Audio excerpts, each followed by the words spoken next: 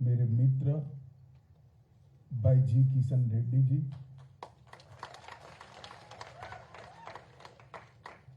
श्री अर्जुन राम मेघवाल जी,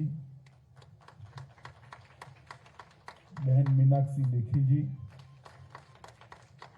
श्री भगवंत खुबा जी, सांस्कृतिक मंत्रालय के सचिव श्री गोविंद मोहन जी, और इस सभागार में और दूरदर्शन के माध्यम से इस कार्यक्रम को देखते हुए सभी तेलंगाना राज्य के नागरिक भाइयों बहनों को मेरी बहुत बहुत शुभकामनाएं।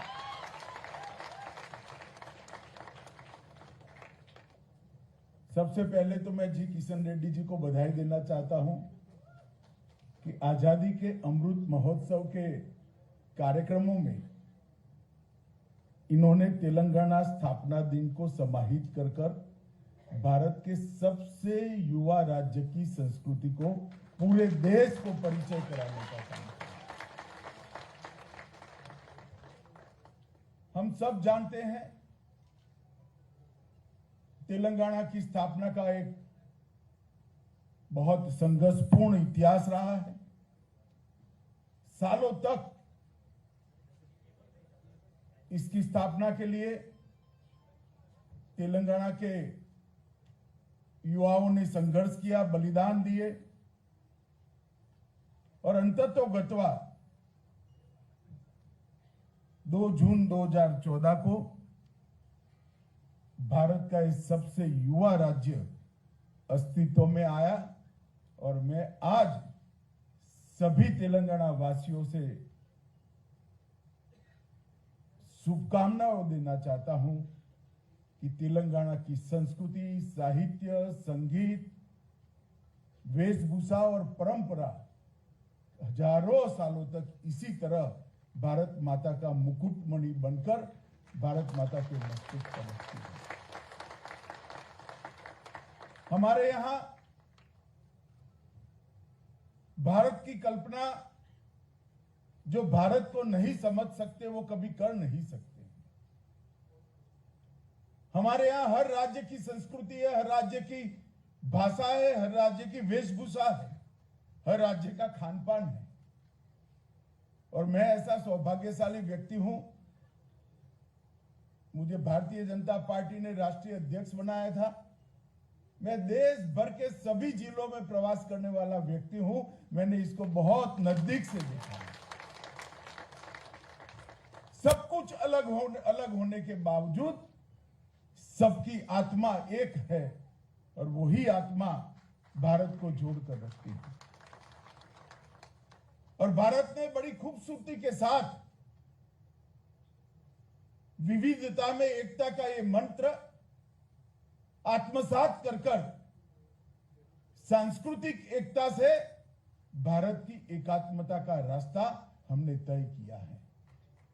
और आज तेलंगाना भी भारत के सबसे युवा राज्य के रूप में दिन दूनी रात चौगुनी प्रगति करे, ऐसी मैं शुभकामनाएं देना चाहता हूं। मित्रों, तेलंगाना के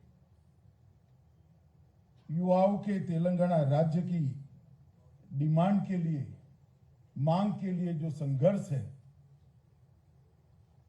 उसकी बात मैं नहीं करूंगा तो मेरी बात अधूरी मानी जाएगी। सालों तक तेलंगाना राज्य की मांग होती रही। 1200 से ज्यादा युवाओं ने अपने जीवन का बलिदान दिया। मैं आज वो सभी युवाओं को मनपूर्वक श्रद्धांजलि देकर मेरी बात की शुरुआत करना चाहता हूं। जहां तक पार्टियों का सवाल है, भारतीय जनता पार्टी ने हमेशा से तेलंगाना राज्य की स्थापना का समर्थन किया था। और 2004 में वादा करने के बाद भी 2004 से 2014 तक तेलंगाना की मांग को ठुकराया गया। जब चुनाव मुहाने पर आए तब लगा कि जनता का गुस्सा चुनाव में झेल नहीं पाएंगे, तब जाकर 2014 में तेलंगाना राज्य की रचना की। मगर उसमें भी काम करने की पद्धति और विचार दोनों प्रदर्शित होते हैं। अटल जी ने भी छत्तीसगढ़ बनाया, उत्तराखंड बनाया, झारखंड बनाया। उनके समय में ही उत्तर प्रदेश, मध्य प्रदेश और बिहार का बंटवारा हुआ, 3 राज्य बने। कहीं पर भी कोई झगड़ा नहीं हुआ, ना आज भी कोई विवाद है। इन्होंने बंटवारा इस प्रकार से किया कि मन भी अलग हो गए और राज्य के बीच में कटुता की एक बहुत बड़ी खाई कर दी। मैं आज इस मौके पर सभी को कहना चाहता हूं कि हम इससे बाहर आए और पूरे देश की एकता और अखंडता को तेलंगाना के विकास के माध्यम से भारत का विकास, इस सूत्र को आत्मसात करते हुए एक महान तेलंगाना की रचना करने के लिए हम सब अपने आप को समर्पित करें।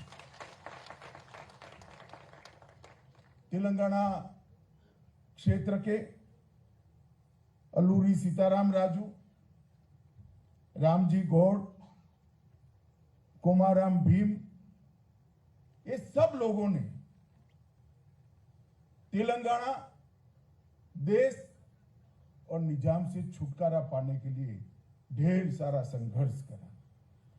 इसमें स्वामी रामानंद तीर्थ हो, पंडित नरेंद्र हो, सुरावरम प्रताप रेड्डी हो, कवि दशरथी हो, रंगाचार्य गोविंद भाई श्रॉफ हो, या हमारे पूर्व प्रधानमंत्री नरसिम्हा राव हो। इस सबने देश की स्वतंत्रता के लिए और निजाम से तेलंगाना को मुक्ति कराने के लिए ढेर सारा संघर्ष किया। आज मैं उनको भी याद करना चाहता हूं। हम सब, पूरा देश ऋणी है सरदार वल्लभ भाई पटेल का। अगर सरदार पटेल न होते, उनका वो पुलिस एक्शन न होता, तो शायद भारत का नक्शा ऐसा न होता। निजाम के जुल्मी शासन से मुक्ति दिलाने के लिए न केवल तेलंगाना, कर्नाटक और महाराष्ट्र के निजाम राज के क्षेत्रों, मगर पूरा देश आज सरदार पटेल का ऋणी है कि उन्होंने निजाम के शासन से मुक्ति दिलाई। मुझे अफसोस है आज भी तेलंगाना विमोचन दिन, हैदराबाद विमोचन दिन मनाया नहीं जाता है। खैर, भविष्य में शासन बदलने वाला है, हम जरूर मनाएंगे। हमें इसमें कोई संकोच नहीं है। एक ऐसा पराक्रम देश के प्रथम गृह मंत्री ने किया था। हर साल उसको याद कर कर वो जुल्मी शासन से हमें निपटारा दिलाने वाले वो महान व्यक्ति को श्रद्धांजलि देनी चाहिए। और इसमें किसी को भी संदेह भी नहीं होना चाहिए और किसी को संकोच भी नहीं होना। तेलंगाना की संस्कृति, नृत्य, संगीत, इतिहास, वेशभूषा और खान पान, वो समग्र भारत की संस्कृति के लिए बहुत गौरवप्रद है। अनेक ऐसे तीर्थ है जो समग्र भारत के लिए आकर्षण का केंद्र है।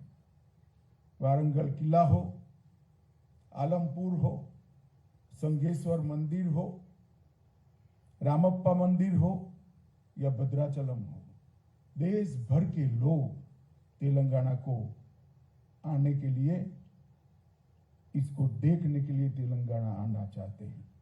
अनेक प्रभावी और सैकड़ों सालों तक प्रभाव छोड़ने वाले चौलुक्य, काकतीय, सतवाहन, वाकाटक अनेक राजवंशों ने बड़े बड़े साम्राज्य यहां पर स्थापित किए, तेलुगु संस्कृति को प्रस्थापित करने का काम किया और एक ऐसे इतिहास की रचना की जो सालों तक तेलंगाना क्षेत्र को गौरव दिलाता रहे। आज तेलंगाना राज्य की स्थापना हो गई है। भाई किशन ने 8 साल में क्या क्या होना चाहिए था और क्या नहीं हुआ इसकी डिटेल बात करी, परंतु मैं आप सबको एक बात निश्चित कहना चाहता हूं। केंद्र में नरेंद्र मोदी जी के नेतृत्व में भारतीय जनता पार्टी की सरकार है। हम राज्य और केंद्र के रिश्ते को रिलीजियसली निभाते हैं। हमने कभी भी ऐसा नहीं सोचा किस राज्य में हमारी सरकार है, किस राज्य में नहीं है। किसी भी राज्य के लिए हमने सौतेला व्यवहार नहीं किया है। कोई भी राज्य का मुख्यमंत्री अगर दिल्ली में आता है तो उसका पूरा सम्मान हम करते हैं और हर राज्य के विकास के लिए मोदी जी के नेतृत्व में हम अनेक विध कामों की शुरुआत करते हैं और हम वो सूत्र में विश्वास करते हैं कि राज्यों के विकास से ही देश का विकास हो सकता है। और इसी सूत्र के अनुरूप मैं आज थोड़ा हिसाब भी देना चाहता हूं, क्योंकि मुझे मालूम है बहुत अपप्रचार हो रहा है कि तेलंगाना के साथ अन्याय हो रहा है। मैं अभी हैदराबाद गया था, वहां कहकर आया था। मैं फिर से आज कहना चाहता हूं कि 2014-15 से 2021-22 तक 2,52,202 करोड़ रुपया नरेंद्र मोदी जी ने तेलंगाना के विकास के लिए खर्च किया। मैं फिर से रिपीट करना चाहूंगा, 2,52,202 करोड़ रुपीस। अब कैसे झुठला सकते हो? मेरे पास इसका आना पाई का हिसाब है। अगर आप समय पर कुछ योजनाओं को रिस्पॉन्ड करते तो 2,52,000 करोड़ का एक आंकड़ा है, वो 3.5 लाख करोड़ को पार कर जाता, मगर आपने सहयोग नहीं किया है। ढेर सारे अलग अलग हेड्स के नीचे पैसा भेजा है। 9 बैकवर्ड डिस्ट्रिक्ट के लिए 1800 करोड़ रुपया, डिस्ट्रिक्ट मिनरल फंड में से ट्राइबल जिलों के विकास के लिए 3300 करोड़ रुपया। किशन भाई ने कहा रामागुंडम फर्टिलाइजर फैक्ट्री के लिए 6400 करोड़ रुपया, एम्स तेलंगाना के लिए 1200 करोड़ रुपया, ESIC मेडिकल हॉस्पिटल सनत नगर और 1200 करोड़ रुपया, जल जीवन मिशन के तहत 2500 करोड़ रुपया, पिछड़ा वर्ग OBC और ST SC के कल्याण के लिए 2500 करोड़ रुपया, हैदराबाद में NIPER के लिए 300 करोड़ रुपया, 52 लाख लाभार्थियों को मुद्रा लोन के लिए 43,000 करोड़ रुपीस, अमृत योजना के तहत 8,000 करोड़ रुपया, उज्जवल डिस्कॉम इंश्योरेंस योजना में 6100 करोड़ रुपया, हैदराबाद मेट्रो के लिए 661 करोड़ रुपया, रेलवेज के लिए 31,281 करोड़ रुपया, रीजनल रिंग रोड के लिए 8,000 करोड़ रुपया, सर्व शिक्षा अभियान के लिए 1,300 करोड़ रुपया, मुख्यमंत्री साहब, ये सूची इतनी लंबी है कि मैं पढ़ने जाऊंगा तो फिर से चुनाव का काउंटिंग आ जाएगा, मगर सूची मेरी खत्म नहीं। मेरा एक ही निवेदन है मुख्यमंत्री जी से कि आप थोड़ा तेलंगाना की जनता को सच बता दीजिए बस, और कभी कभी सच बोलना भी चाहिए। हमेशा बोलना जरूरी नहीं, मगर कभी कभी तो बोलना चाहिए। तो मित्रों, मैं रिकॉर्ड पर कहकर आया हूं और आज फिर से रिपीट करना चाहता हूं तेलंगाना की जनता के लिए, कभी हमने हमारे शासन नहीं है ऐसे राज्यों के साथ सौतेला व्यवहार नहीं किया है। नरेंद्र मोदी जी मन से मानते हैं कि राज्यों के विकास से ही देश का विकास है।